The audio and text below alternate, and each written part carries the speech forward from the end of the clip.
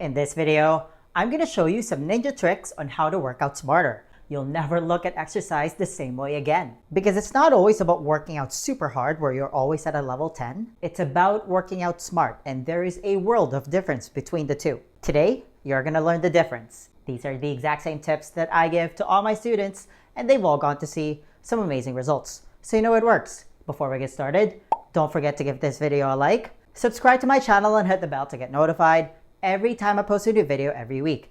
It really helps support my channel. All right, let's get into it.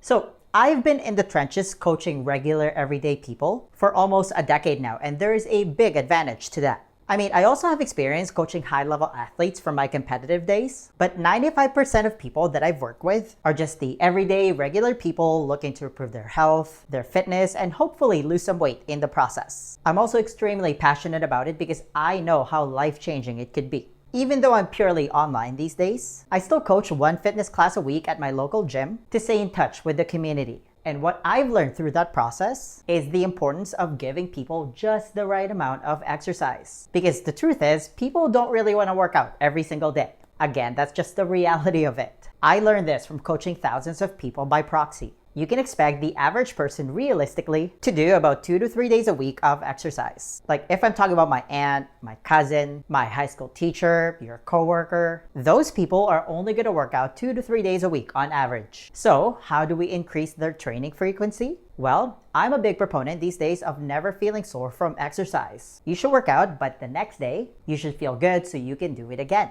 I've said this many times, but we evolve to move as human beings, otherwise you'd be a tree. This training concept applies whether you're a complete novice or you're a competitive athlete. Here's how it works. There's this thing called the Borg rating of perceived exertion, or RPE for short. Let's say you're doing pull-ups. Everyone should work towards being able to pull their own body weight. Hypothetically speaking, let's say the maximum amount of pull-ups you can do is 10. You couldn't do 11 if your life depended on it, which means that's your max effort of activity. Does that mean that you should do 10 pull-ups in a workout? No, you should do 5. Why? Because you want to set yourself to work out again the next day. Then you're going to do 5 again the next day. The day after, you're going to do another 5. As you become more competent, you're going to do 6. When 6 is easy, you're going to do 7, and so on. Why? Well, if you did 10 pull-ups on Monday, you're probably and most likely going to be sore until Thursday. And I have seen this happen a million times. So by Thursday, you've only really done 10 pull-ups. On the other hand, if I've just been doing 5 pull-ups every day, so I'm at 20 pull-ups already, or even 25 by Thursday, I have way more volume than you. Those numbers add up if you extrapolate them into a year. Let's use Muay Thai as another example because it's something that I started doing last year. I'm doing Muay Thai every day for 3 rounds, just light sparring 5 days a week. So that's 15 rounds. You go in twice a week, but you just go all out. You do 5 rounds and you push yourself in those last 2 rounds to the point of exhaustion. You're completely redlined, like you can't even see straight. If you tally up the rounds, I'm at 15 and you're at 10. 4 of the 10 rounds that you did, you were hot garbage. At the end of the year, I've had so much more quality training than you. Guess who's gonna make more progress? Are you with me so far? Here's what I've learned through personal experimentation and coaching literally thousands of people for almost a decade. Exercise, when done properly, can actually produce energy called piezoelectricity. How cool is that? So you should feel better after doing it. Let's say you're feeling a 5 out of 10. 10 means you feel like you're on top of the world, and 1 being you're a complete couch potato. With 5, you're feeling average. If you do the right amount of exercise, you should feel like a 7 or an 8. Like you should feel better afterwards. It shouldn't feel like you just got hit by a bus and you drop down to 1 after your workout. That's why I'm such a big fan of micro workouts these days. Micro workouts, as the name implies, are small 1 to 2 minute workouts that you can gracefully sprinkle into your routine throughout the day, whether you're at home or in the office. If you tally up your numbers, it adds up to a full workout. It's also an unbelievably effective and powerful way to get out of sedentary routines that plagues a lot of people. A micro workout can be anything that gets you up and moving. For example, you can do 10 push-ups and 20 squats at your desk. You can do a set of 5 pull-ups if you have one at home, or you can do bodyweight rows underneath a table. If you have access to some home gym equipment like a kettlebell or a dumbbell, you can do 20 kettlebell swings or dumbbell snatches a few times a day. Once you're feeling good and you get that high, shut it down. Don't go into the phase where your body is beat up and broken down, or you only do it for a small period of time to trigger a fitness adaptation. If you go into a level 10 intensity regularly, that's when it backfires on you. The key is you want to get into a state of flow when you're working out. You know you're there because time just flies. I'm sure you've done something before where you've barely noticed the time. That is the flow state. When you overdo it and you're just having the worst workout, it feels like every minute is like an hour. Like when you're running for your life on the treadmill and you just can't wait for it to end. You're not in a state of flow. A state of flow is having the right amount of difficulty, but it's not so hard that you go into anxiety. But it's also not too easy where you get bored and you lose interest. It's just the right amount of challenge. The most important thing I'd say is you're having fun when you're working out. I know it sounds so obvious. Exercise should be addictive.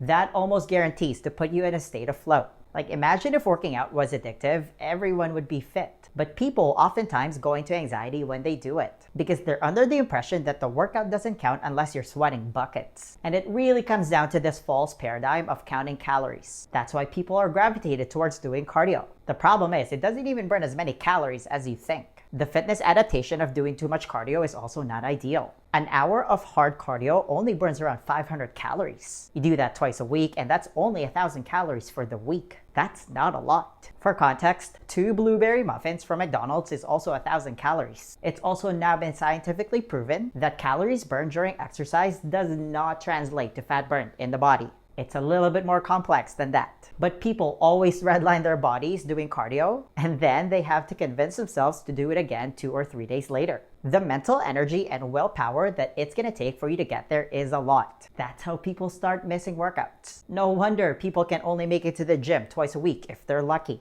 Instead, you should be gravitated towards exercise. If you don't want to work out, that means whatever you're doing is not fun, which means you're not gonna do a lot of it because you're doing it wrong. And if you're not going to do a lot of it, you're never going to make progress. Another year is going to pass by and you're still going to be stuck in the same spot. Here's a very important concept you need to understand. Strength and health are tied at the hip. You can't have one without the other. It's a package deal. One of the best ways to predict someone's health span is a simple grip strength test. That's how accurate it is. Again, the key is you want to be in a flow state. When you're doing cardio, you want to stay below your maximum aerobic heart rate, which is 180 minus your age. That's Dr. Phil Maffetone's proven formula. It's where you reap maximum aerobic benefits with minimum anaerobic stimulation. The effort feels easy to moderate, which automatically puts you in a flow state. If you're 34 years old like me, your maximum aerobic heart rate is 146 in beats per minute. It's also the infamous fat burning zone, so you want to stay below that number if your goal is fat loss. Don't confuse it with maximum heart rate.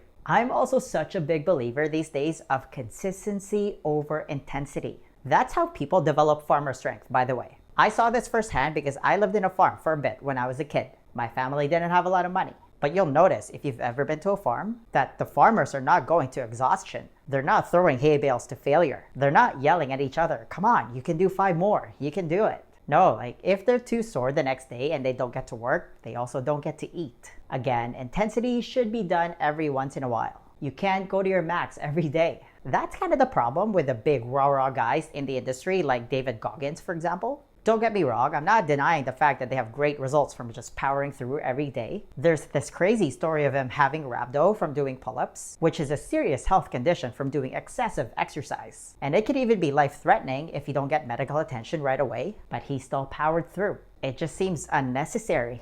That's also the same problem with the CrossFit scene and group fitness classes in general.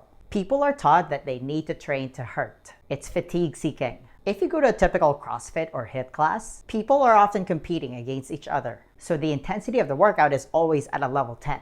I mean, I did it for years. Looking back now, that makes absolutely no sense. Again, getting sore is not an accurate metric of a good workout. It's actually a terrible metric. You should not feel destroyed after a workout. Or if you do feel sore, it should be very minor. Excessive soreness means you overdid it. If you can't walk the next day, and I've seen this so many times, you went way too hard. Excessive exercise intensity will just get your body to prioritize healing over adaptation. You're not really building strength or improving performance. Your body is just prioritizing healing. I want you to think of a spectrum. One side is sickness and the other side is fitness. You're just stuck in limbo where you're unbelievably sore, which actually moves you towards sickness. Then you're working towards healing, which puts you back to baseline. Then you get sore again and heal. You keep repeating that cycle and you never really improve. You don't get stronger or see improvements in body composition, which can be demoralizing. You're just training to hurt. You're just damaging and healing your body. Just remember that volume and consistency is far more important than intensity. Intensity should only be ramped up periodically. If you do it every day, you're doing it wrong. I fell into that trap more times than I'd like to admit. It was such an epiphany when I learned about this training concept. I was just like, I have overdone it every time I worked out all these years. I felt so betrayed, like my entire life is a lie. Just kidding, but hey, now you can learn from my mistakes. Listen, there's a time and place for intensity. I'm not anti-intensity. I love going all out in workouts every once in a while. But make 90% of your workouts a 7 out of 10 and do them every day. It should be addictive. That's why bodyweight exercises are so effective. You don't really need to warm up when you do them, and they're very easy to recover from, which means you can do them all the time. Last time I checked, they're also free. You're gonna get far more volume, you're gonna get all the amazing hormonal adaptations, you're gonna have so much more energy, and training is gonna become this addictive thing. That's why consistency at the end of the day trumps everything. The next question then becomes, how are you actually supposed to eat if you want to lose weight? Because here's the thing, 80% of your body composition is determined by your diet. You can't just freestyle this part. Do you have a proven plan that you can follow? To help you with that, I want to give you a free copy of my Lean Body Blueprint. This is how I was finally able to get rid of all my unwanted body fat without depriving myself of my favorite foods or spending countless hours at the gym. It's a simple 4-step process specifically designed for busy professionals, and it's the exact same blueprint that I teach to all my students, and they've all gone to see some amazing results. If you want to be the next success story, then download your free copy of the Lean Body Blueprint right now. There's going to be a link somewhere at the top here or in the description box. Just click on it, type in your email, and I'll send it to you right away. Hey, give this video a thumbs up if you enjoyed it and share it with your friends. Please subscribe to my channel if you haven't already. I post a new video every week, and feel free to leave a comment below if you have any questions about this video. Alright, I'll see you in the next one. Virtual high five.